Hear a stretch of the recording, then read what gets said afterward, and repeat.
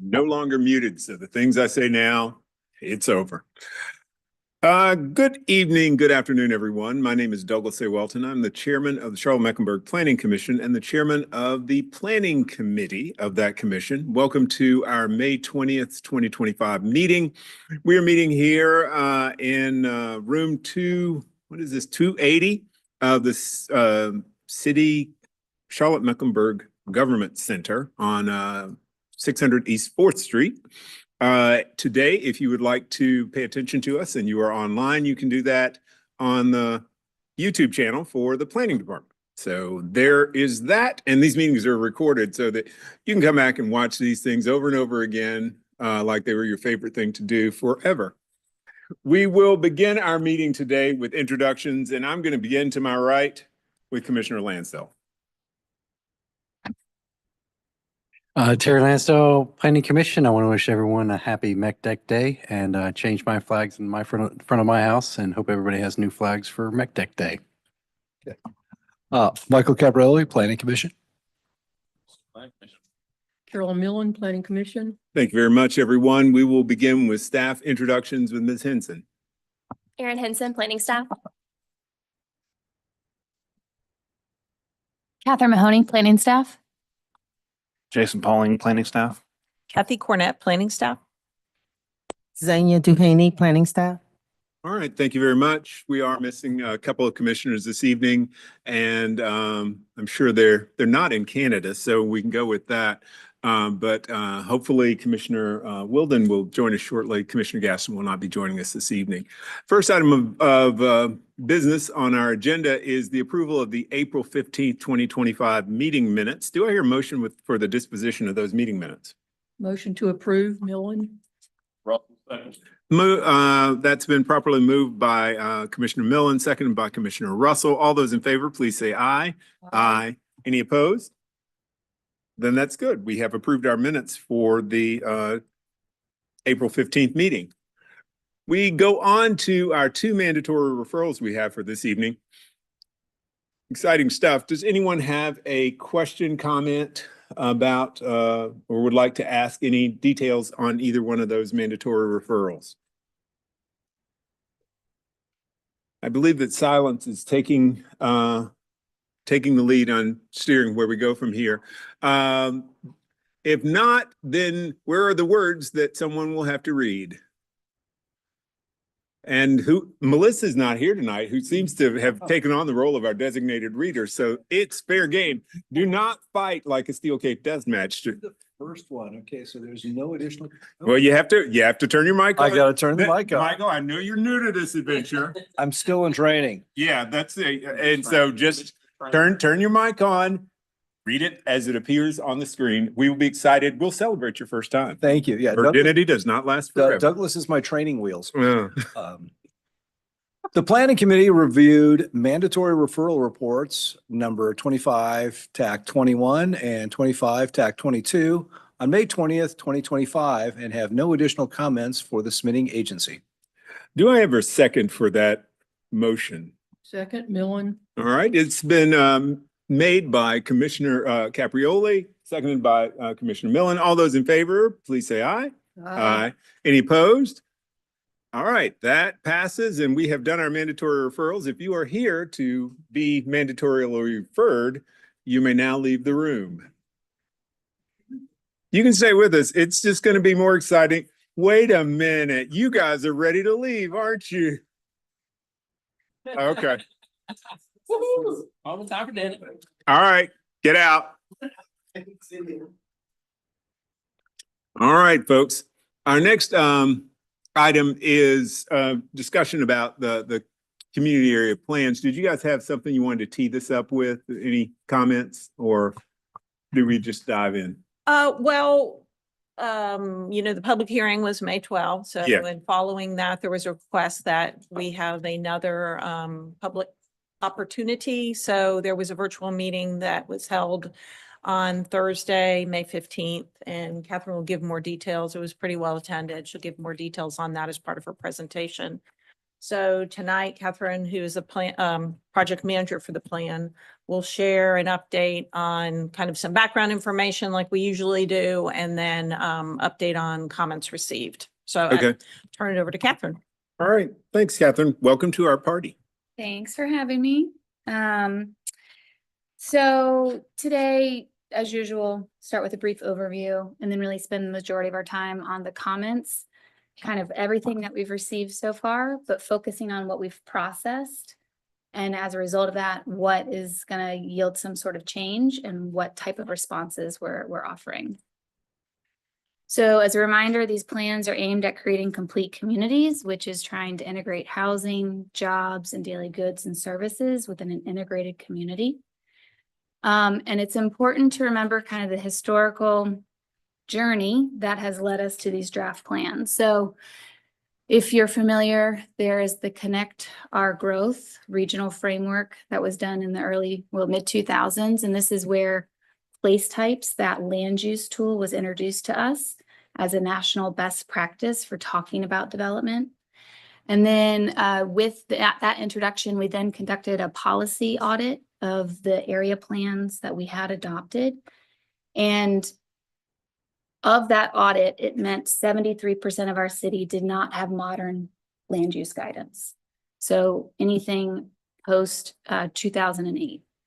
So that's a lot of area that has guidance from the 80s and 90s. So Catherine, after do you have a number on that in terms of square miles? 300 square miles times 73. Okay. I'm not good at math. What's the off the top 10 of my and head. 17% respectively? So 10% would be the station area plans, and then 17% is like the Dilworth, the Elizabeth, the Steel Creek.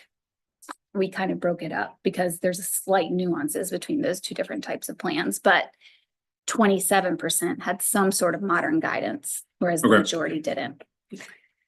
Catherine, before we leave that, was that done with the OAC? Was that No. part of the OAC The committee? OAC didn't exist at that time. Okay, so that was done internally for the audit? Correct. Thank you.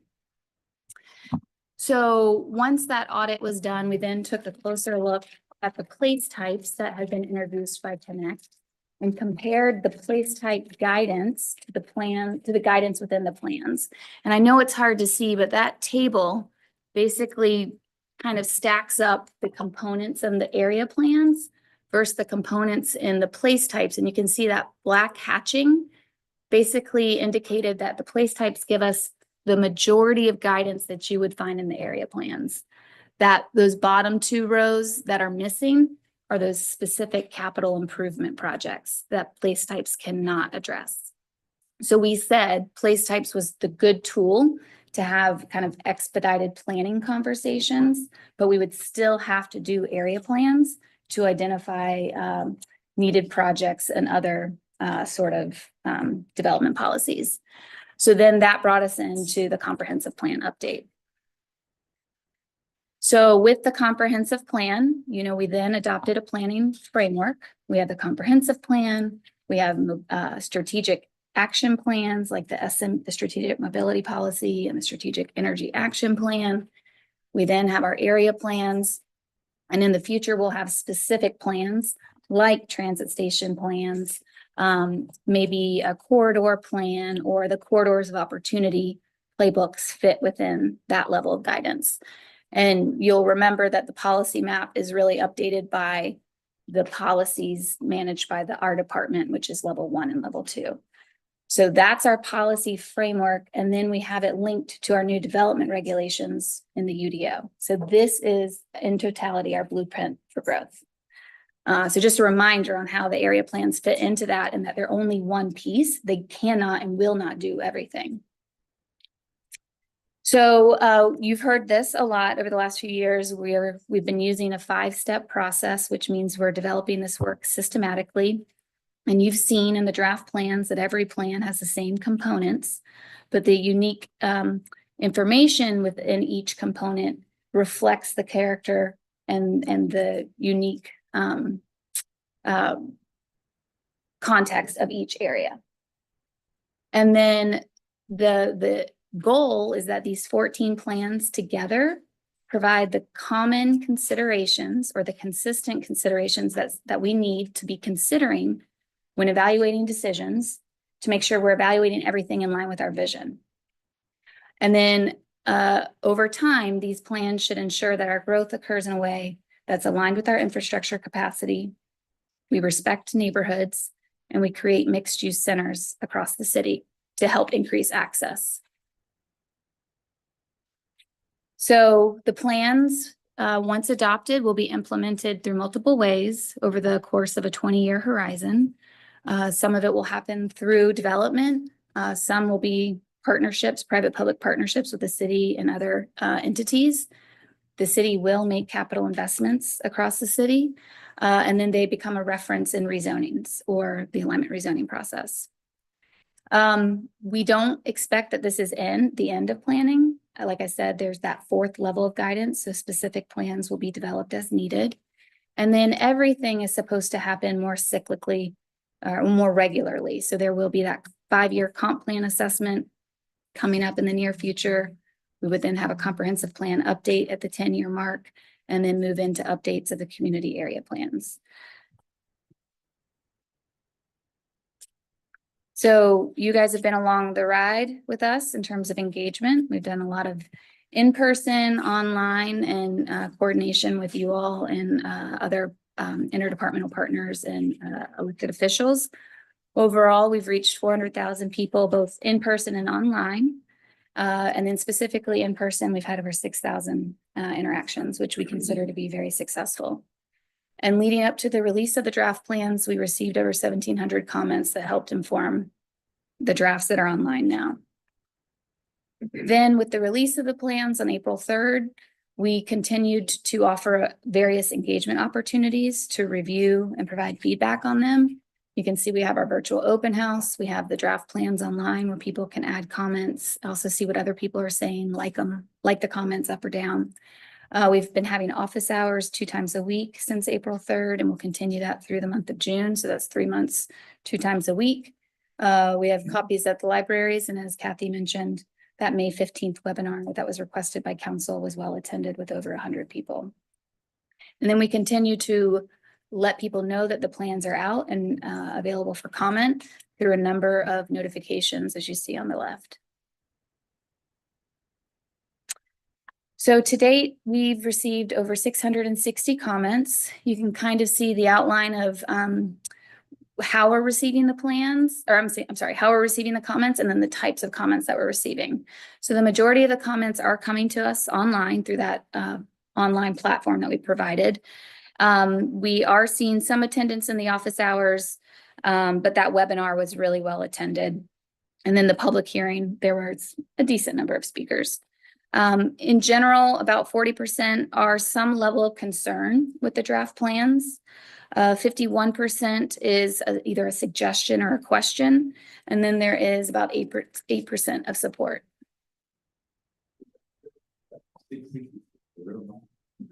Yes, it is. We don't need to read into anything, okay?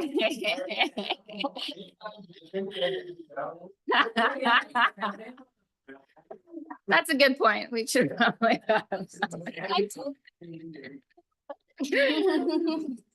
So on this slide, you can see 2 tables. On the left, we have the topics that, like the comments assigned to each topic and kind of listed in hierarchy.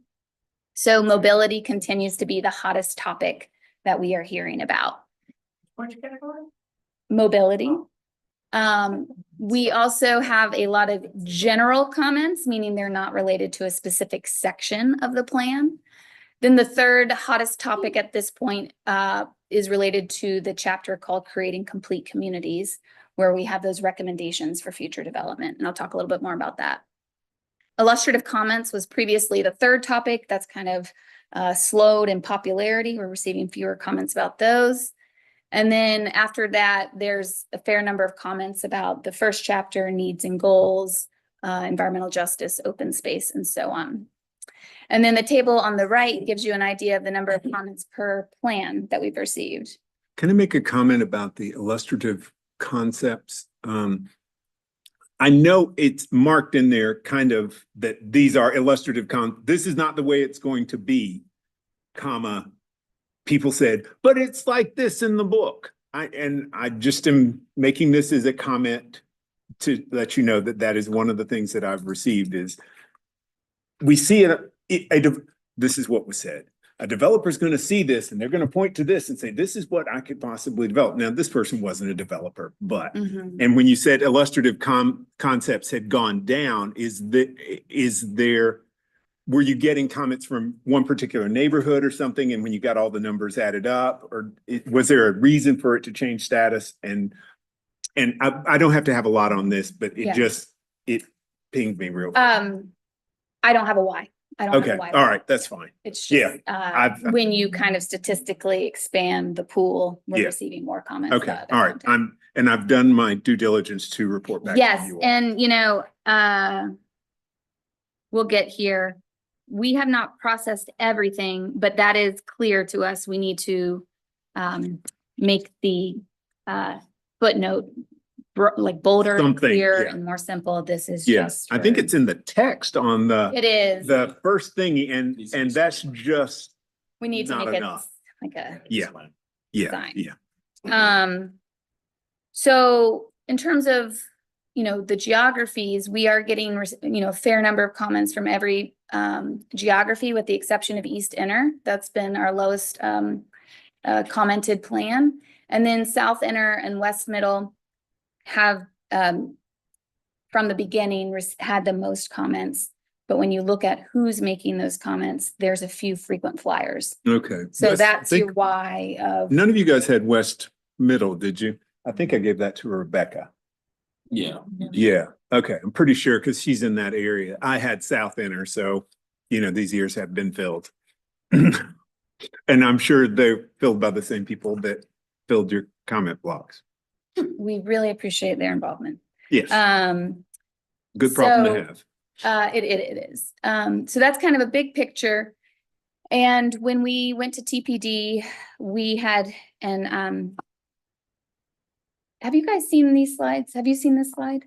I'm getting confused. Okay. So the point of this slide, I think we first shared it with TPD, was basically explaining how we are committing to receiving and processing these comments. So of all the 600 comments that we received, we're cataloging them by the geography, where we're getting the comment, how it's being tagged, meaning what section it's within, what topic it relates to.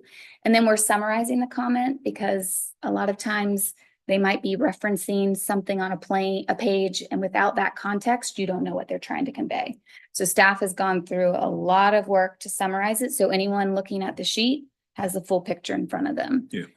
And then that was the beginning of the month. And so since then, we've been working on the last two columns, which is what we want to spend some time on today. So how is staff responding to these comments, and which ones warrant some sort of action or change in the draft plans? So we'll dive into that content tonight. Okay. Okay. So of the 666 comments, we've processed 418. So that's about 42% or 62%, sorry. So we still have work to do. But we've made a good dent in it. Of that 62%, the majority of them do not require a change. And I'll talk about what the nature of these comments are and how we're responding. There is close to 15% that do warrant some sort of change in the plans as of now. We expect that number will go up. So I want to dive into first those that we know warrant some change, and then I'll dive into those that we think warrant just thoughtful responses. So of the ones that require change, we're kind of breaking it up. So far, these are the categories that they're falling into. A lot of them are related to the maps within the plans. So we've heard that the maps might be a little difficult to kind of orient yourself to, and adding neighborhood names would be a good point of reference for readers. So that's something we're committing to. We need to add the ETJ boundary to the applicable maps. We need to add certain transit stations that were inadvertently omitted. We need to add more street names, again, for that kind of orientation, as well as the Catawba River. So certain changes that you'll see across all the maps to make it easier to read and orient yourself. Yeah. Does that answer your question? And I'm assuming there, and I can't find it right now, but I was looking this afternoon and I think all the map comments, there were the ones about the red line, but did they get the same summarization in the comment statements? Because I wanted context on whichever one I was looking at, and it said the map is really bad, and I think it was a West Inner one. And I don't. Was one for urban heat data. That's. Yeah, that one. Yeah. Okay. Urban heat data for the North Middle Outer Yeah. Yard is bad. Is bad. Yeah. Now, was that their comment or was that the summary of their That comment? is the summary of. Okay, yeah, and Now, I just listen. wanted to know what bad was. Right. Well, we can talk, so they don't agree with the findings. Okay. Oh, okay. They, and I can talk a little bit more about that later, you know. If you guys Those know that, comments are that's, usually like, they don't agree with the data that was included within it. Yeah. They don't agree with the date of the data that was included within it, and they don't agree with the methodology. yeah, We recognize there's a lot of different ways to make sausage, but we've chosen a path. And so now it's an opinion. yeah. All I wanted from that was, I know what bad was. And I'm gonna put on my, no, I'm not gonna. Anyway, the bad could be a lot of things, and it was just a value judgment to me, and I wanted to know if that was the actual wording that you guys got versus, you know, saying there's an inconsistency based on X, Y, and Z, so that when I read that, I won't be wondering what bad is. If there is more information, we would never simplify it to is bad, Yeah, well. right? Out of respect for the commenter, we Yeah. always try to interpret it with the best, what's the words I'm looking for? Like the benefit of the doubt, right? Yeah, Like, yeah. It just is, you know, I don't even see the original commenter. I'm just seeing this, and my reaction to it was, what the hell is bad? And that, you know, that's a communication between us point of view and whoever else is gonna, you know, I guess council is getting this. Council getting this little So- party sheet too? council's gonna get this, and then we are gonna email everybody who submitted a comment. Okay, So, you know, maybe the commenter will know that's them. But there might be some other more long-winded comments that have been summarized that because they don't see their explicit words. Yeah. They might. I They understand, can call yeah. us and we can pull up the exact language, Yeah. but for the sake of ease for all parties involved. But when something is like that, we have to share the interpretation that we have. And so in this case, you know, the response is, look, this is how the data was collected. Yeah. But it is related to the fact that that comment helped us see that the urban heat methodology is missing Yeah, from the yeah. appendix. Yeah. So I understand. value. Yeah, I understand how you got there. I'm just, you know, I got tripped up on wondering what the hell bad is. And I'm alone in this in the universe, so we'll go with that. you're welcome to join our fun. Yeah. So anyway, So a lot of comments have led to a decent amount of map edits. There have been helpful comments about labels that are spelled wrong, labels that are missing, spelling errors, that sort of thing. And those are really appreciated because this is a huge, you know, there are a lot of pages, and so that's been very helpful. There are some comments that we have been able to provide an initial response to, but there's probably from a staff's perspective, we're wondering if there's not more information that would be helpful, or if there's not some action that maybe we don't know of from the seat that we're sitting in. So there are some where we are following up with partners and asking, this is what we heard, this is what we said, what else should or could we do? mhm. And then there are some that have helped us realize we need to add some information for clarification. So, for example, in the Creating Complete Communities chapter where we have the policy map and talk about the levels of change or the types of change that are recommended, it became clear that a lot of people don't understand what the colors on the map mean. And that's because the place type descriptions are in the appendix, because we've been Yep. using them for so long, we forget that Yep. people don't know them. And so creating space to have those summaries in the plan. And so if you open nothing but your document, you can interpret what it's trying to tell you. I got that one too, and it was just like, they just wanted a little legend down in the bottom corner, but I don't know how, you got to get a bunch of colors in there, and I don't know how Well, the legend is. The legend is there, but we need to create a spread that says this is the intent of N1, neighborhood Okay. one. This is the intent of Pink Neighborhood Center. To help people understand, here's what your map is, and here's what those colors mean. And so you, within one spread, can interpret how the area should grow and change. We heard from you all that we need a glossary of terms, and we also need that And an methodology. index. And an index, not the same. Okay, I'm glad, okay. Yeah. I heard both, and in the conversation, I wasn't sure if it was a and. No, or. they're Okay. definitely not the same. Need both. Okay. So I'll also mention, there are other comments from the commission that are still being processed. So I don't want you to think that we have not heard you. Yeah. But this is where we're at right now. I haven't typed mine in. You did? I haven't typed mine in. I brought them on a piece of paper. I live large. Okay, so that's the action to date that we have ahead of us, the types of change that's coming.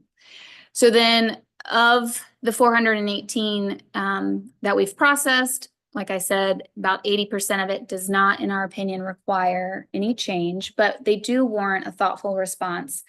And we see this as an opportunity to really help educate people and bring them along. So we have a lot of unique responses, which I don't want to go into today, but I want to give you a flavor of what's being said and how we're responding to it.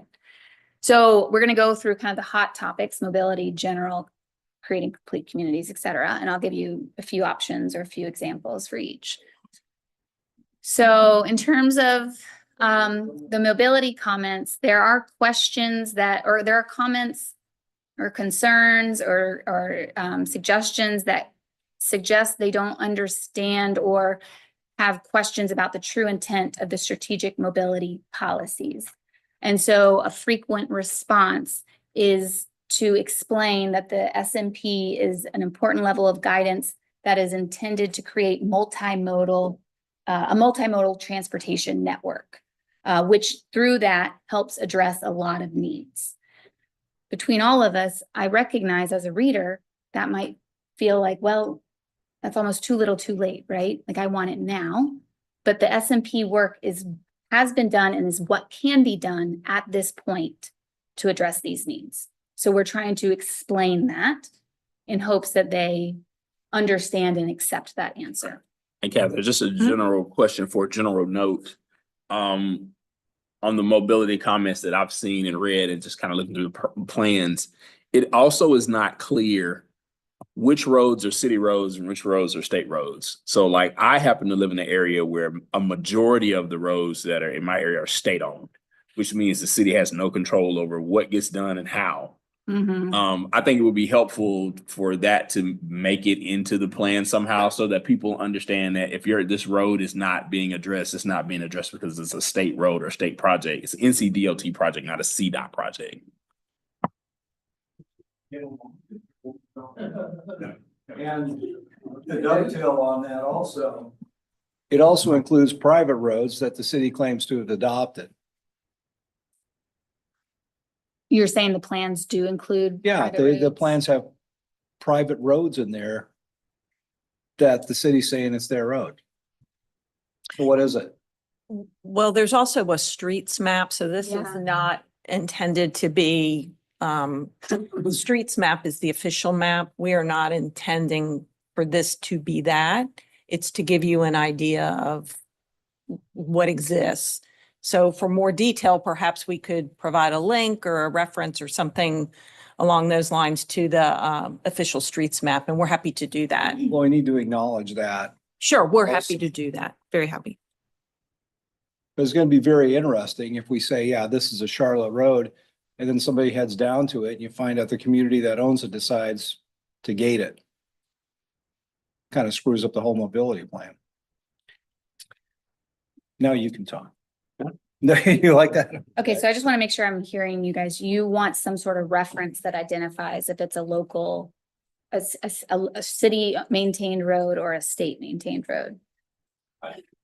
Yes. I would go with Will, and just so that it sets the general tone of, I don't necessarily need a detailed map of that, but you know, there are the big roads that go through each one of these things. And generally those are state maintained roads. So, you know, you can say, what, 45 and I don't know what other, I don't know any roads in the park now. But, you know, yeah, whatever the, you know, here are some roads and the state maintains those. It's like one paragraph of here are the things and we don't have any jurisdiction over those. And I think if that was in a place that just, it would set the tone.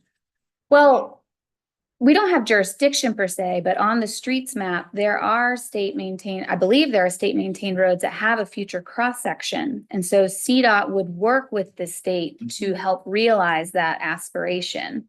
Yeah. But we have heard that it's a little unclear in the plans, like who's responsible for what and how the implementation of that streets map will actually happen. Yeah, example, the zoning hearing on Monday, Mount Holly Road. And the neighbors wanted, I think they wanted neighbors wanted is it right out? Oh, they wanted a limited access out. And the concern was, I guess, that the state didn't want to have a U-turn, people doing a U-turn, that sort of thing. If they knew that that was a prohibition at a certain level or had some indication that that was a consideration, that that's a state related thing that might be helpful, you know. We can look at that for sure. Yeah, I mean, I want to talk about sidewalks and all that stuff, but you know, just they're different. When you're on a state maintained road, there are different things that happen, and you can't do some stuff and you can do other stuff, and difference in policy just needs to be clear. It doesn't need to be a dissertation, I guess is what I'm saying.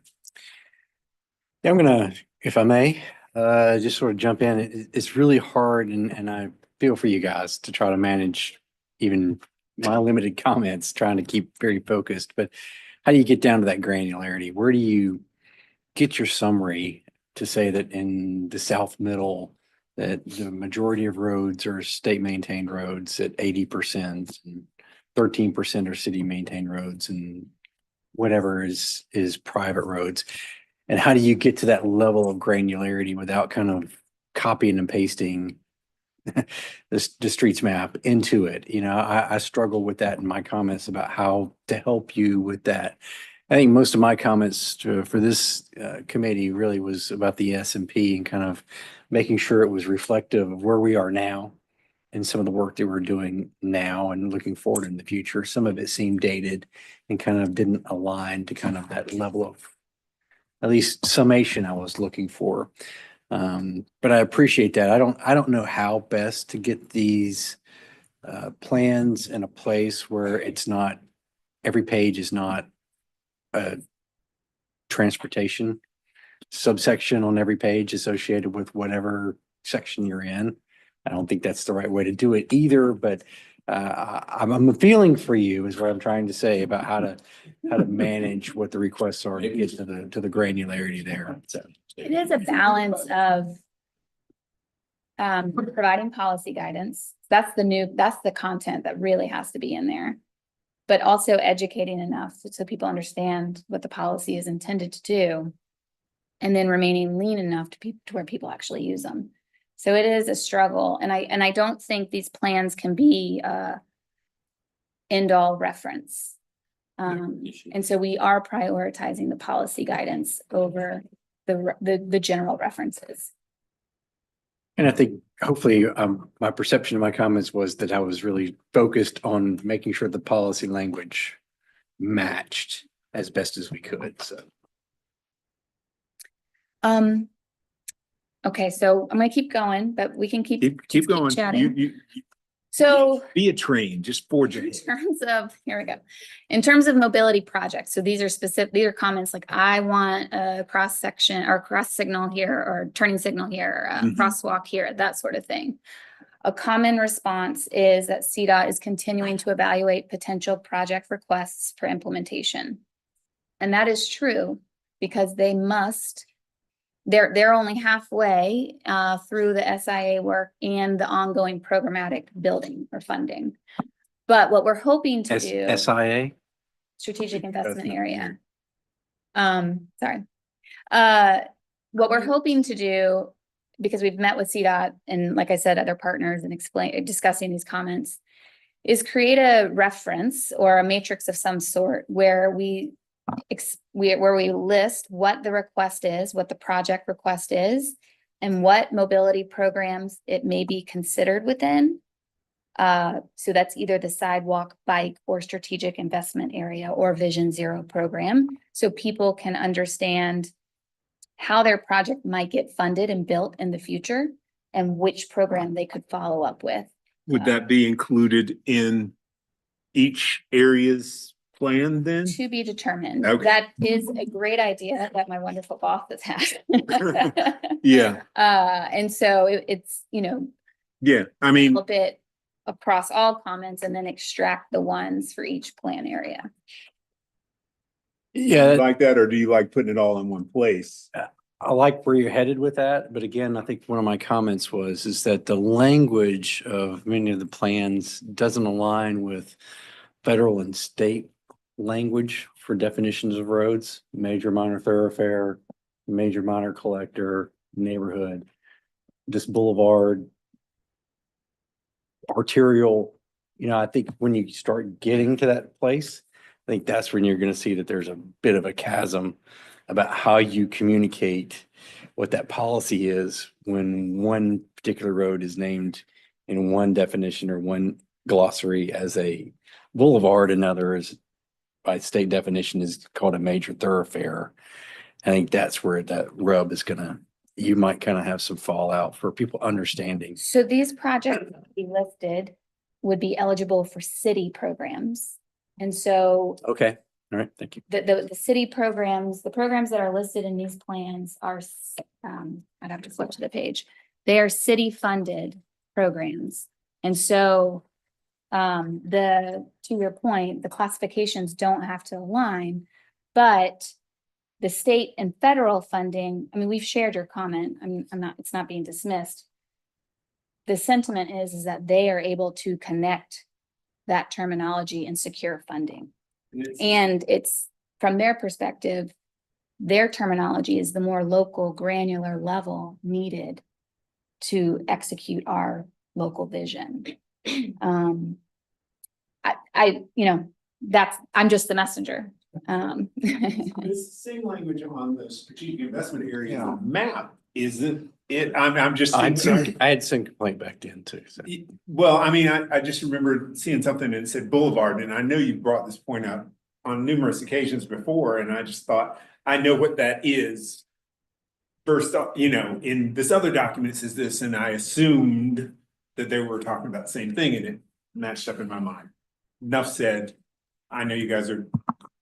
You know more than I do. I think that it's the local language is what's important in these, but if there could be a scenario where maybe we include something in this glossary or something else that kind of provides a translation between federal, state, and local terminology, that might help.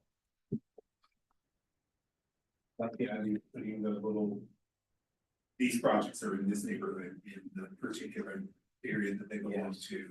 Because hopefully it's only gonna be a page or one, some neighborhoods are gonna be 3 or 4 items, some are gonna be 20, but that way it's nice and simple and straight. Yeah. Real quick, of course, touch on you.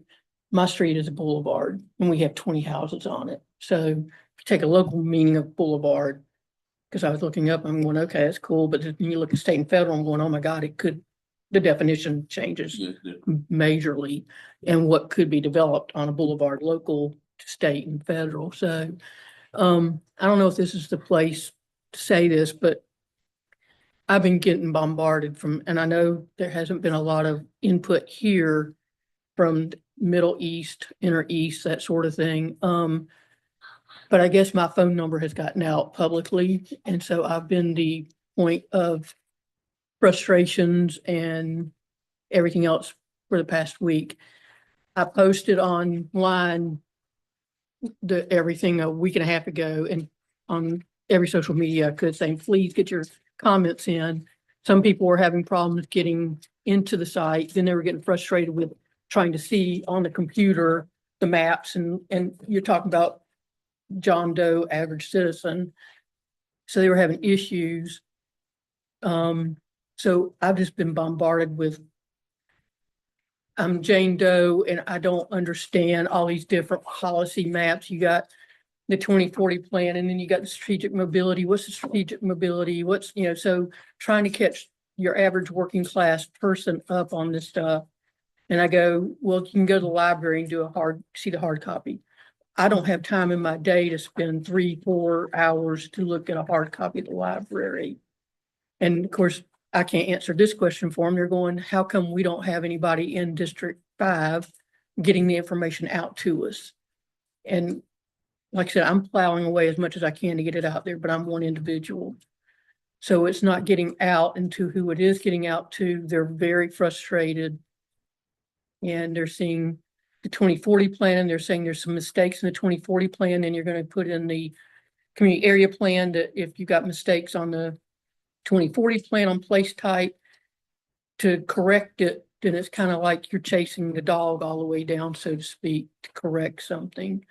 So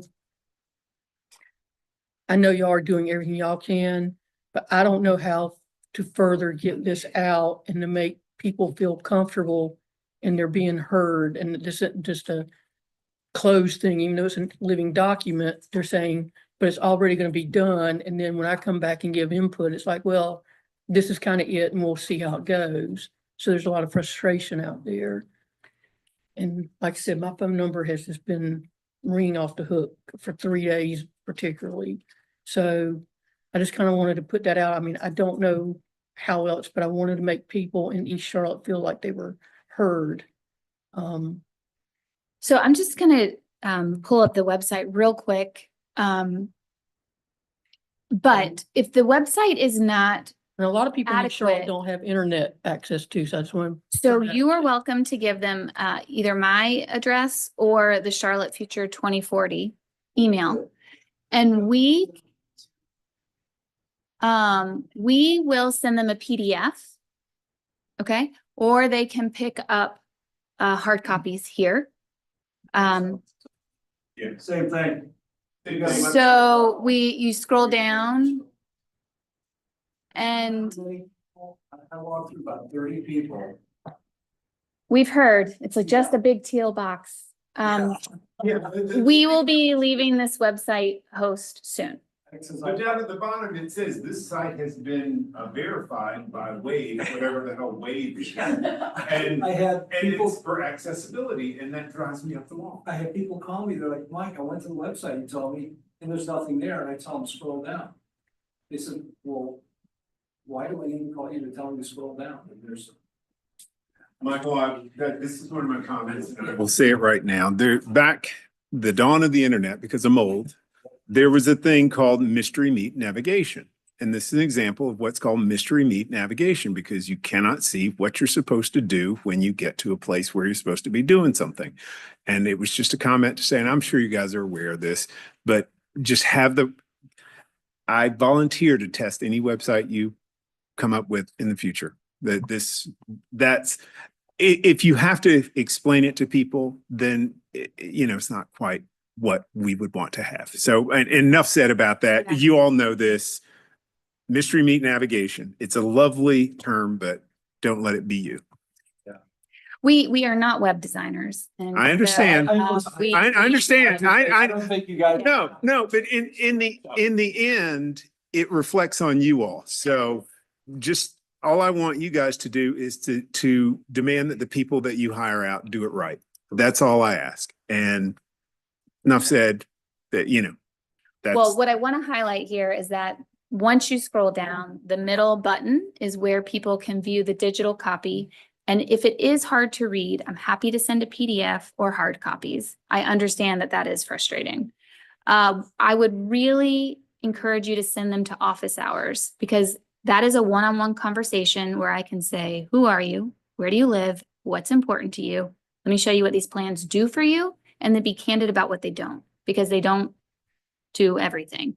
And those, that is the best way to get people to support this work, is just that one-on-one conversation. But we know that's the hardest thing to do. People are busy. We have Tuesdays from 11 to 1, Thursdays from 3 to 5. If that's not convenient, we'll schedule any other time. Okay. We've been 'cause doing the it. 5 PM, I was getting a lot of kick because Yeah, we're happy to meet after or hours. like 5 PM, I'm not home. I'm We're happy taking to do public it. transportation. Yep. So I'm not getting home. So. Yeah. So I just wanted to make sure that I was voicing what I was hearing. Thank you for sharing it. And if you'll relay that we really are willing to work with people. Kathy Cornett, can I ask you, was there a lot of, you guys were at the East Side Summit last week, and did you get good participation or whatever? Did people came up to you, I'm assuming, They and did. said, and was that all planning or was there just CAP? It was CAP and it was ARZ was there too. And just Okay. some general planning. Oh, okay, yes. Most of the people that we spoke with, I mean, we had decent traffic, I felt like, and most of the people that we spoke with actually were already pretty familiar with the plans and had looked at them. Yeah. So Yeah, and Carol and I were talking about that before. I think the demographic of that particular event was people who know what's going on came to the event. And the challenge is finding the people who don't know what's going on, but who are, peeved because they don't know what's going on, but they, have some idea and it's perhaps not correct. Okay, all right. Last thing I wanted to respond to, Commissioner Millen, is the comment about the 2040 plan and inconsistencies or errors. If you can take those notes and give them to us, I would appreciate it, but I'm wondering if they're not more referring to things they disagree with in the comprehensive plan being transferred or passed along through this work. Because we are not renegotiating or reevaluating things that have been committed in the 2040 plan. And that is, a lot of people don't like it. No, believe me, I know, same as a lot of people don't like the UDO. So. Yes. Never heard that before. No, never. And I don't get that at all. I think, like I said, I've been fielding these phone calls. So to sit there and really take a lot of notes with each of them, I'm going, here's a direction to who you should contact. Here's what you need to do. A couple of them, 2040, I have to go back. I think there were possibly, it wasn't so much they didn't like it, that there might have been a disagreement of that it wasn't correctly passed. I don't know. There's some questions, but yeah, it wasn't aligning to what, yeah. So again, I've redirected them on that, and the 2040 is done, but I think because again, East Charlotte, for whatever reason, didn't give as much input to 2040 plan either. Now they're getting something else, and then the strategic mobility plan I'm really pushing that people need to learn about. And then the transit that you throw in there, transit tax, getting people to answer to that. The distrust of believing that this is really for the good or for the future generations, that's where we're having a real barrier. And I'm trying to be more transparent, but again, being one person trying to get this out to people going, trust me. And they're like, I trust you, but the system I don't trust. So all I can do is keep directing and giving you all comments, whether they're good, bad, and different, letting you know what I'm getting. Because some people will contact you and others are going to go, I just give up. Yeah, I could see how people who are already not trustful reach out to you instead of us. So Carolyn, just a question. Did you get on the virtual call last Thursday or? The webinar, Yeah, I was not, did I? I'm lost on all the meetings I'm into. no, I mean, I was on, but I went to the areas where, yeah. But I don't think was able. Okay, I don't know if you guys have any clue about how many people came to the East Inner or East Middle out and outer for that. Yeah, because I mean, I just went to the ones I went to, because I was South Inner and I went to West Inner because those were the places I had and I listened and I asked a couple of questions there, but didn't know what the others were. Were they full or not full or what? I think they were all fairly attended. We have it by, so 57 came to the north and west Okay, hour, and then 47 came to the east and south hour. So okay, that's how we have it. okay, okay, all right. I mean, you could go to individual geographies, and again, with hearing you talk about the folks on the east, and I feel the folks I don't live there, but I feel that you guys have sometimes this notion that we want to be heard. I was just curious as to whether or not part of wanting to be heard is you got to step up and use your voice, right? So, you can lead a horse to water. I think there's something else that goes after that, but yeah.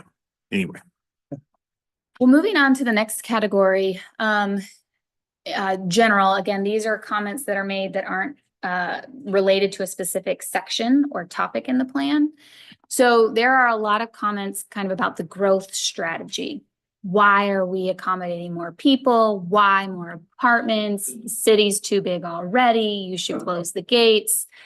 Don't touch, you get the tone. And so all we can say is that we are trying to accommodate the growth that is projected to come. And we're trying to do it in a way that it's aligned with our infrastructure capacity, respects neighborhoods, and creates mixed use centers.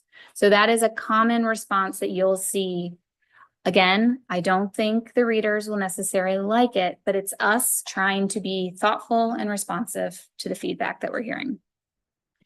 Then there's the comment about, and you can imagine who this is coming from. This plan's not as detailed as my last plan. This plan's not good enough. This plan doesn't do all the things I wanted to do.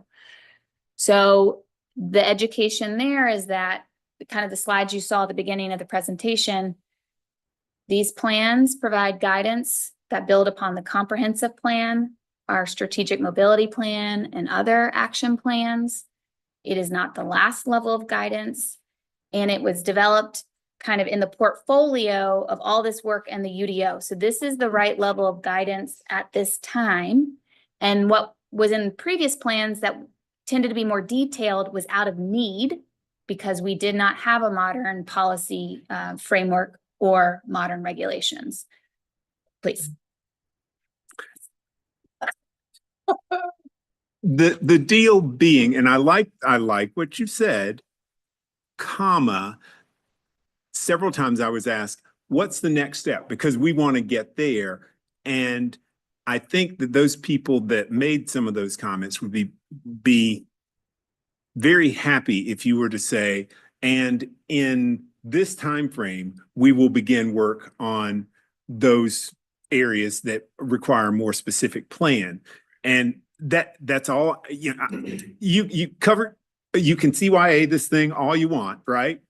But I think that, again, like I said, it's on my little list because people ask, well, what's the next thing? And I asked you about this at a planning commission meeting, 2 weeks ago, and they just want to know where the next step is. And I feel like I can't tell them because I don't know. And if I don't know, then I'm pretty sure they don't know either. And they just want a little bit of something would make them happy on that one. Okay. So all our resources right now are dedicated to this process. No. But we do have planned next month. We are starting workshops to define the specific plan bucket in more detail. So that would be what exactly are the specific plan tools outside of, like, we know small area plans, we know transit station area plans. What about action plans that are more focused on specific implementation items? Yeah. So what's the timing of them? How are we prioritizing them? All of those specifics so that we can provide clarity on when and what we do with these things. If you said in the comments that going back, and we are currently planning the next step, that would be enough. Okay, we can do that. Yeah, Great. because I mean, I've just heard it several times, and it could just be me, and I could have that kind of face, right? But I'm pretty sure that there are some other, and it comes from those leaders that are on the ball and are knowing all the stuff that's in here. But they know that they've got to be in the system to help make it to the next place. Just needs to give them some clue that you guys are plotting whatever the next step is. Yeah. And like I said, I like what you said, and that's very true. Mhm. Sets the ground very nicely, but I could round it out better. yeah, they you don't have to say where you're going. You just have to say, we're going in this direction. We'll get there soon. You know, because somebody's always going to be sitting in the back seat. Are we there yet? It's very helpful. Okay, so, let me go back here. So the next kind of big, or the third hottest topic would be that creating complete communities chapter, where we have the policy map and talk about the types of change that are anticipated. I mentioned earlier, we need to provide more information in that chapter to help people understand what we are intending to convey.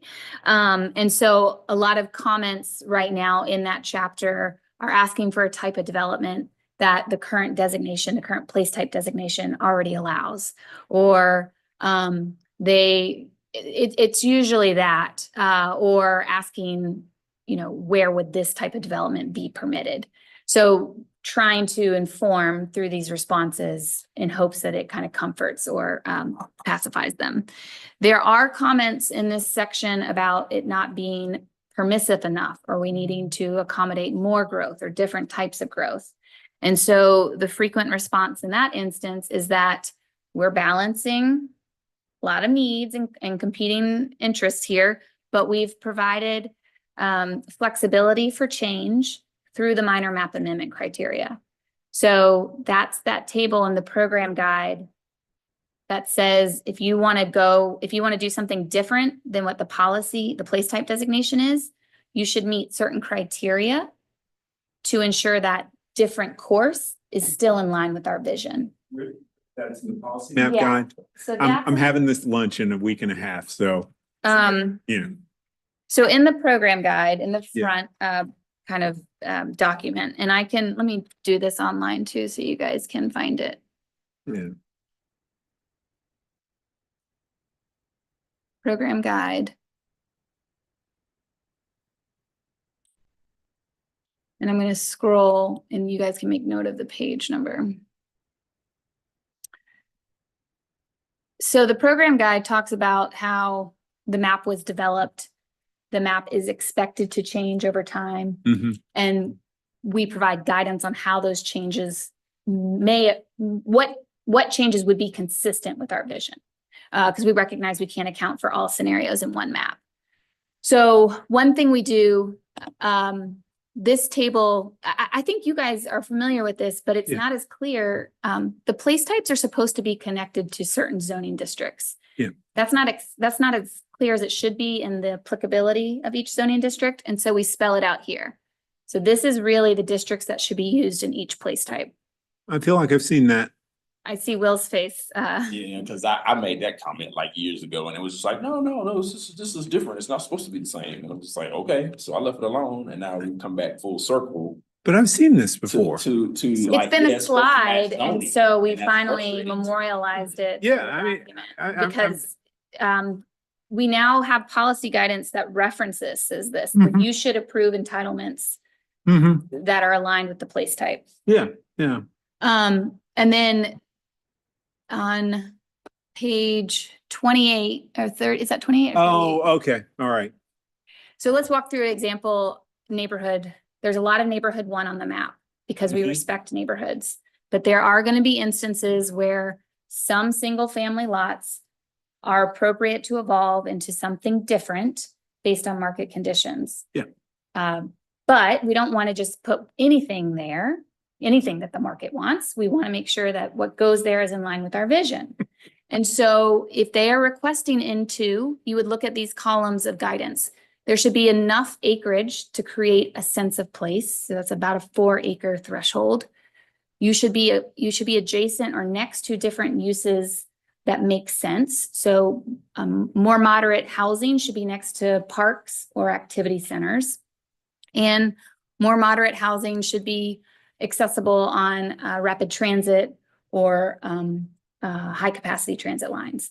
So these are the conditions that somebody brings you a petition a potential change, and you can spin it or evaluate it from a number of different ways. These are the priorities to make sure that things are happening in line with our vision. It could do other things, but it should at least do this. Yeah, I see policy and context when I talk to people. Those are the two things that you just covered up there. I guess I see people looking at, I got a lunch, somebody, policy map there, they want more in, basically. Into. More into, yeah. And so, that's outside of what's really happening with community area plans, but the pushback is, gives me something so I can say, go look at that line, and that's what you need to justify your request for it, is what it basically Yeah. boils down to. Yeah, this is us saying we recognize we hear there's a desire for more into, but that's not shared by everybody. And so we're respecting established neighborhoods, and when the market is ready, they would need to meet these conditions to be in line with our vision. What would consider when market conditions? So like, if you're if you're a single family home owner and you're ready to sell, it would be the scenarios where you're on a larger road or you're not tucked into a middle of the neighborhood. We don't want the middle of neighborhoods changing. There's really no guidance in here that would support that. It's the perimeter or the edges where neighborhoods are adjacent to a different type of development. That's where there's more opportunity, where more change is likely to happen. And so these guidelines are trying to help that change happen in a way that is in line with our vision. So that's there. And this guidance is, these were considerations in developing the policy map.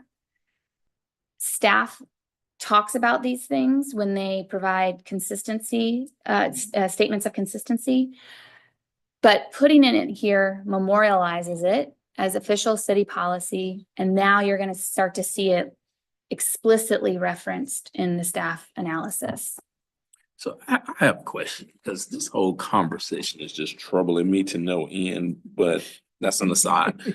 So the comment about not wanting to change a neighborhood from the middle, that's concerning to me for a number of reasons, because let's just keep it real here. We're going to be an infill city, point blank, period. And I don't think that anybody is paying that any attention.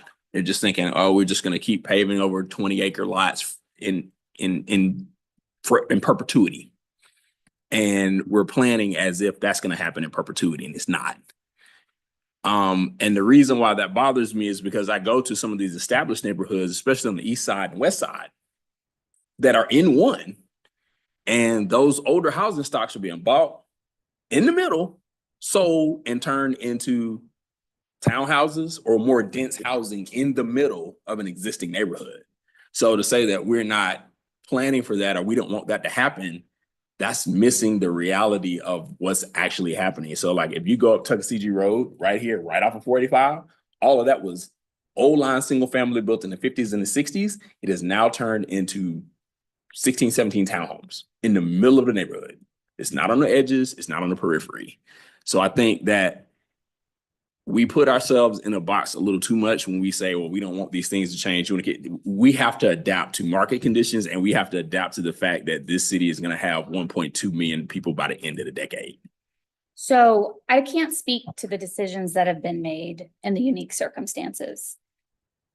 What I can say is that if you give us two very oversimplified options of in the middle of a neighborhood or at the fringe, the policies support the fringe along the change along the fringe. And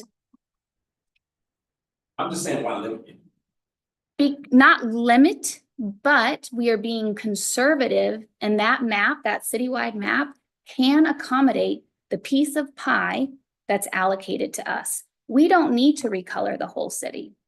We're not going to change by that much. We know how much is coming, and the colors on the map can support it. The broadening of the N1 too, I think we shouldn't forget that it's not just single family. It does allow for the duplexes and triplexes, and that was something very new from the comp plan and also for the place type tool. So that's a big piece of it. I don't That is a know, huge like, piece. That's a like huge Catherine piece. said, I don't know the specific circumstances that you're talking about. But that broadening was very important in being able to accommodate the growth that is projected to come. And just a reminder too, that our growth projections feed out back towards our regional model. So Right. the And, regional growth projections. and that's a conversation that we can have later. But I mean, to your point, whether or not what we've broadened N1 out to allow different housing types is actually going to happen or not, that's a separate discussion. I can have at a later time, but it still goes back to my broader point of if we're going to allow duplexes and triplexes in N1, like we say we have, isn't that by nature changing the character of N1 because you're increasing density, which would happen in the middle of a neighborhood as opposed to on the periphery? But N1 in the comp plan and through all these other policy steps talks about it being single family, accessory dwelling, duplex, triplex, quadruplex on the corner. We were clear about that. It will gradually, slightly intensify, but that's still a comparable and compatible level of change to accommodate the growth, but still protect character. That's what we, through community involvement, found the balance to be. And now there's still more guidance for change because we know that we can't predict every scenario. So Yeah, this isn't, I think it's just important to remember, we like, there's folks may not agree. We just want you to know, and we respect and accept that. We just want you to know that these are the policies that were adopted in the comprehensive plan, applied at the local, at the smaller geography level. It's not changing any of those policies. It's just applying them. Again, I asked about this because I know I have a specific conversation coming up about this. That's not going to stop the person that I had this conversation. I'm going to point them in a particular direction. And they are going to say, this is good for me because X, and then they're going to try and get it. But they will be informed. And they probably know this already, but they can talk to me and we can have a lovely conversation. Carrie, I'm sorry, I stepped on. That's okay. I wanted to kind of chime in to kind of work and not a counter to my colleague, but when we talk about, and I'm using your words, is this petition for extra growth aligned with our infrastructure capacity, respect neighborhoods, and creates mixed use centers? When we think about it that way, for me, and I'm kind of diving back into the rezoning piece and have a couple of rezoning issues that we have, where we put massive apartment units on 2-lane roads without buffers, existing sidewalks, or any other accommodations. We've got another situation where we've taken 2 lots and are putting 14 units on it and building right up against the road. So when we talk about bringing that development to the edges, to the major minor thoroughfares, when we build that concept and allow N1 to be changed into at a higher capacity without consideration of future transportation expansion, we shouldn't be approving those at the peripheries if there's not an associated land use plan that embraces that type of growth. That's a tough line to follow. We've got, Mr. Russell's talking about the interior piece, and I'm trying to figure out how to work with the exterior piece as well. So again, I don't know the specifics of those petitions and whether I would have philosophically agreed with them or not. But the transit access is in that table. Yeah. That should be a consideration. I think it's important maybe to set the stage too, that Charlotte has had a growth framework, an overall growth framework called Centers, Corridors, and Wedges since 1994. And this really, the comprehensive plan and then the subsequent work really kind of enhances that, because it was really just too simplistic for the growth and the place that our community is today. So it really doesn't throw it out, but kind of enhances it. So there's that. And we've always had the locational type criteria that Catherine has shown. They used to be called general development policies. The difference with these is we've added the equitable growth framework. So in the past, it was if you had these things in place, thus you could build. This work that these plans and the comprehensive plan using the equitable growth framework is like what is needed for these aspirational conditions to take place. So it really is looking at the projects that are needed and balancing those with entitlements and other things as well. So I think the bottom line of what we're trying to say is these provide more considerations, and a lot more data and components went into those considerations. I'd We know like that to- these yeah. plans aren't gonna make every Yeah. decision easy or black and white. It's the more detailed considerations all in line with what we want to accomplish big picture. I've got a page I can point to. I'm happy. So. Okay. It's right, all, well, it's for all this- tough. It's like a tug of war right now. Where do we land in that center Yeah. section? You know, so. I'm constantly both tortured and comforted by that definition of consensus is nobody's happy. So in terms of illustrative concepts, we kind of touched upon this. A lot of the comments are either opposed to what's being shown or think it's some sort of promise. And so we need to be very clear about the caveats with that information. In terms of community needs and goals, there are comments kind of asking for clarification, like why is this a need and a priority goal, or how did you get to that number, or does that exclude something else? And so a lot of the responses in these sections are kind of like restating or re-explaining how we came to the needs. The needs are really grounded in how we define equity. And then those were translated or connected to our 10 comprehensive plan goals as a way to prioritize them. It doesn't exclude the other goals, but if you have limited time and resources, these plans at least tell you what would be most important to help address each area's greatest needs. Similar in terms of environmental justice, there are comments just not liking or not agreeing with the outcome. They're entitled to that opinion. We are restating how we came to that number.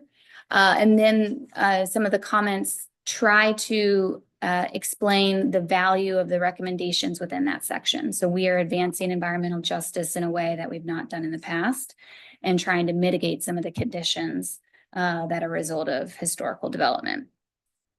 And then with open space, everybody similar to mobility wants more.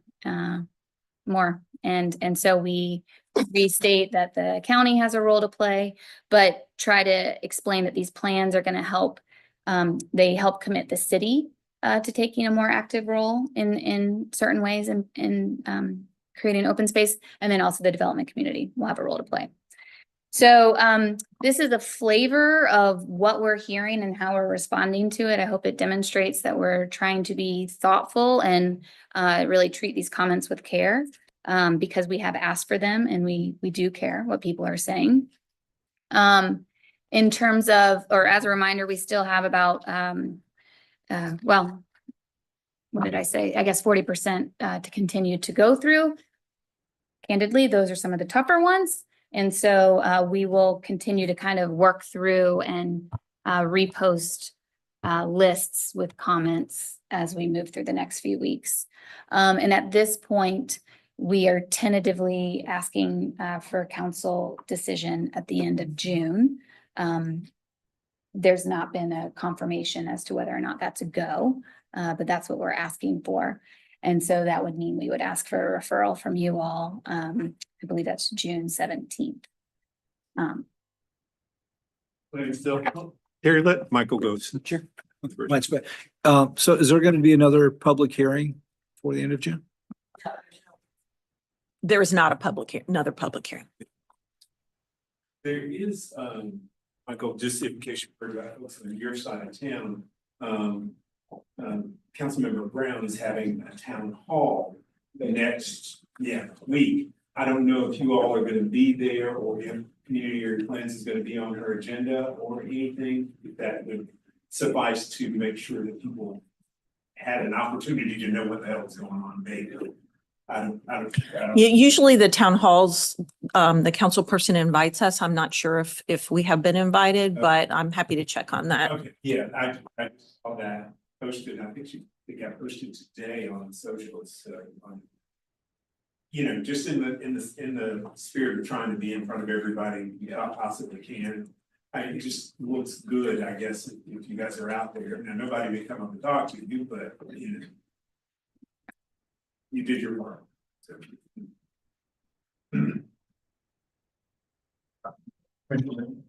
Yeah, just a question of procedure. If we stick to this, we may lose this committee makeup June, July, or is that the timing piece? Probably not gonna lose it until September, because we have August off, and so I'm thinking we're just gonna run this sucker up and through July. Yeah, apologies for not socializing this with you before I asked the question about that. But That's okay. thank you for being prepared for that process as well. I'm there for you, Terry. Yeah, Always. right on, right on. With that in mind, this will refer to staff, based upon the public hearing and comments from the dais. Do we have any indication whether this is going to come for a planning committee referral and council decision as a whole in June? Is that still the intent as a whole? That is the intent. Council This date. takes July off. So if we don't come before council in June, it wouldn't be until, we wouldn't have the opportunity to be in front of council again until probably mid-August. Late August, yeah. And just as a question of outreach to talk about just how much work has gone into this, what I believe over 2 years now? Yeah. For the small Yes. area plans that you've had digital postings of a wide variety of nature. We have access digitally. We've had community meetings. You've also partnered with other organizations in the city and county to have joint meetings in the community. You've been involved in political town halls. You've been on TV. You've been on radio. I just don't think that we in our council budget had budgeted for staff to knock on every door in Mecklenburg County. So we have to rely on friends communicating with friends and neighbors. We have to talk about leaders in our community communicating with neighborhoods and groups and larger groups of people, churches, schools, to have the embrace this process.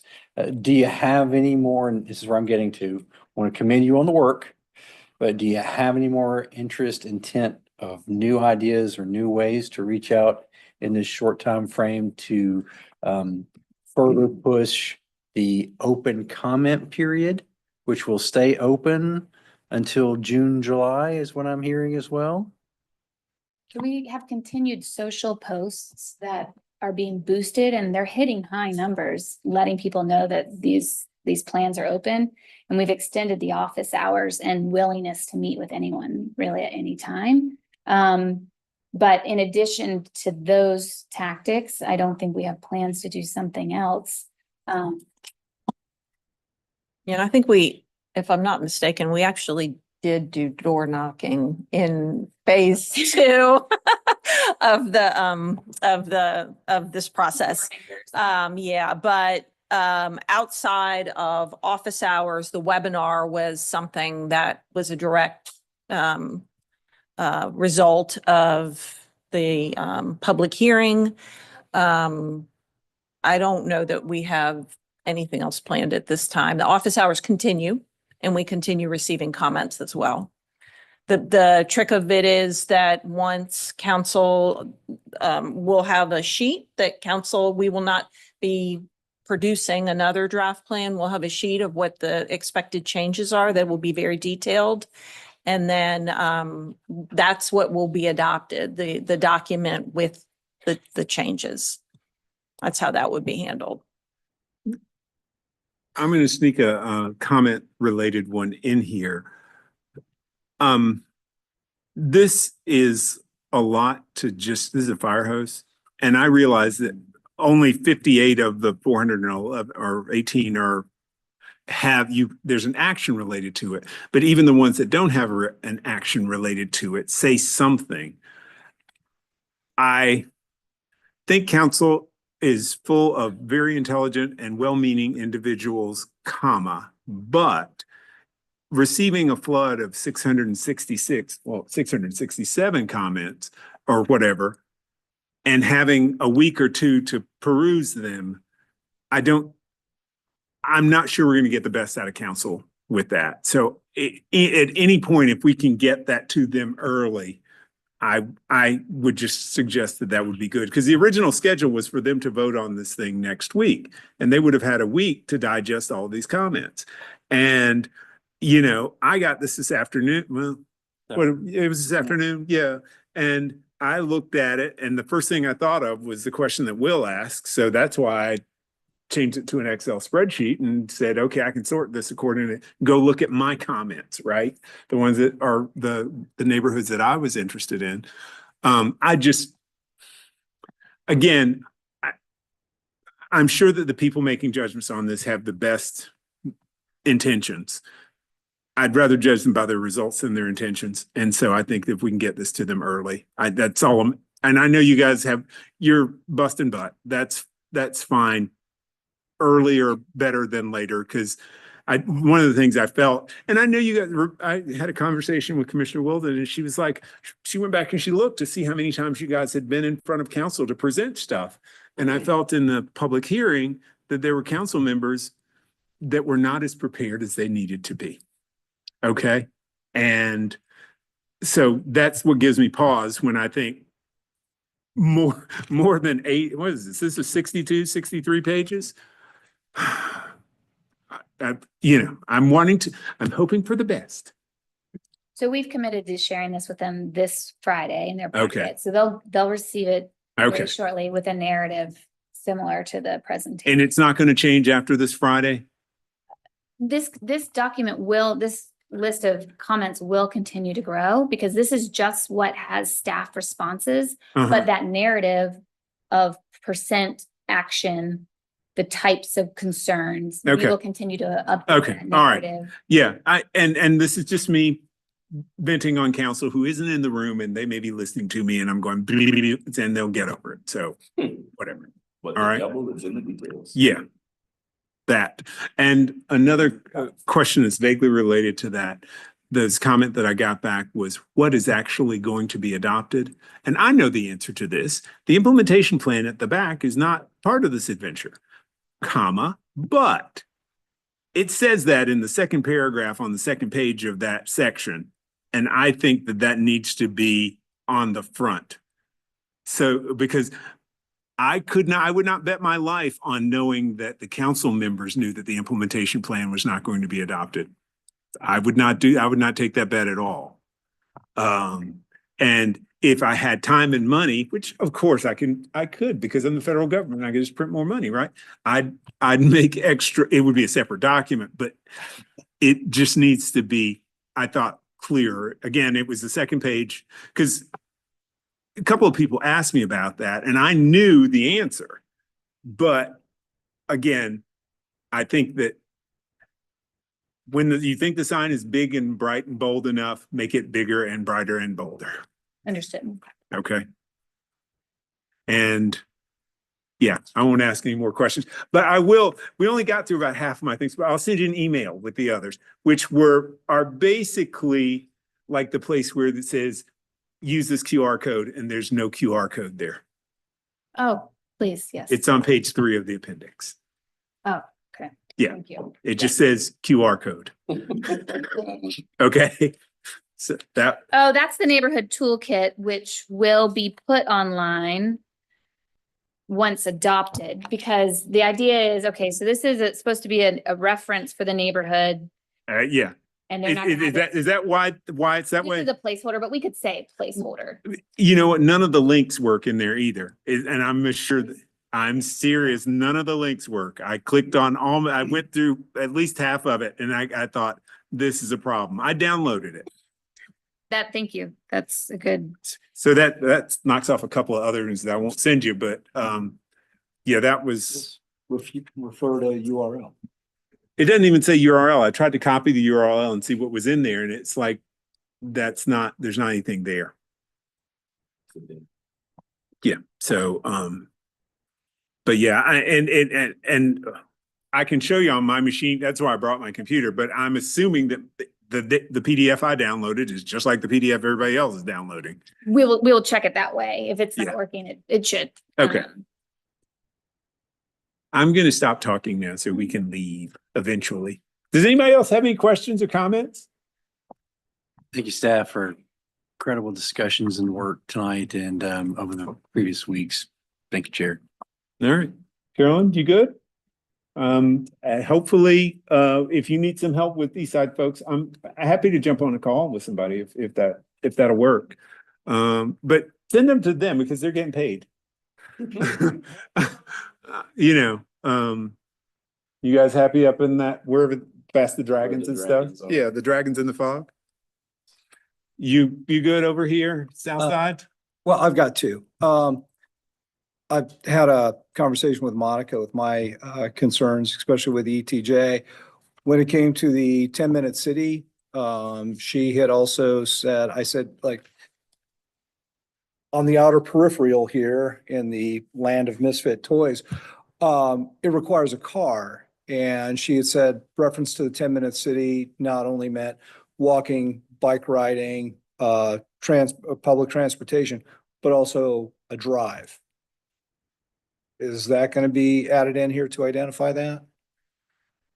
That, I guess that would be changing comp plan. Yeah, that's a comp plan thing, but we are, as Catherine mentioned earlier, we are coming up on a comp plan assessment, which is done in 5 years. And so as soon as this work's done too, we'll start on that. And that's one of the things that will be looked at. So we can look at that as well. That would really help.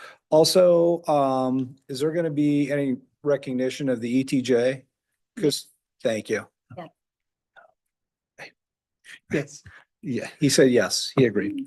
Well, you know, it says walk, bike, or transit trip. Is Right. transit not a car? Yeah, but I think most people would see it as, hey, I'm getting on a bus or using the new micro transit systems and things. I'm just trying to look at it from a different perspective. Yes, you are. Yeah, that's all. of it. I will acquiesce to that, and if you guys feel strongly about that, then that's fine. Ted, would you like to drive a car every 10 minutes? Well, my trips are only 5. My trips are only 5 when I'm on my bike, but my bike's a motorcycle, so that's a little bit different. The amount The- of things that happened in this meeting. that have nothing to do with the meeting. Anecdotally, when we talk about environmental justice, and I might seem a little bit Disney here, have we thought about the animals? True life story. 36-acre development right on the peripheral of our neighborhood.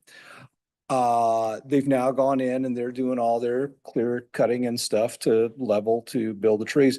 We've had an explosion of deer throughout the neighborhood, which is fine. I love the deer. We bring them in and warm them up. They're delicious. But what we've also had is an invasion Probably had of one. copperhead snakes Mm.